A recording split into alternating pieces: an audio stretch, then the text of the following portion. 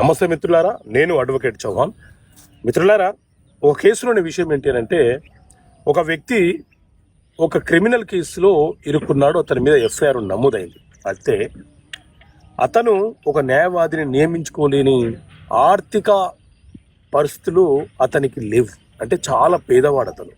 ఇప్పుడు అతని కోసం వాదించడానికి న్యాయస్థానము ఎవరినైనా ఒక అడ్వకేట్ని నియమించే అవకాశం ఉంటుందా అంటే, మిత్రులారా, మన దేశంలో క్రిమినల్ రూల్స్ ఆఫ్ ప్రాక్టీస్ అనే ఒక నియమావళి ఉంటుంది.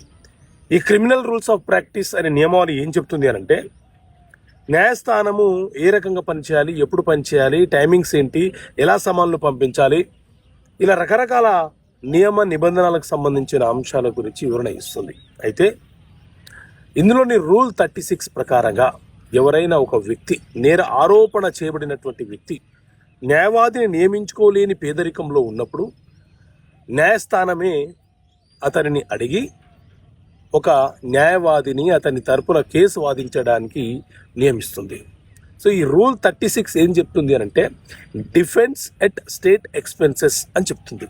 అంటే ప్రభుత్వ ఖర్చులతో నేర ఆరోపణ చేయబడుతున్న వ్యక్తి రక్షించుకోవడానికి ఒక న్యాయవాదిని నియమించడం అని అర్థం.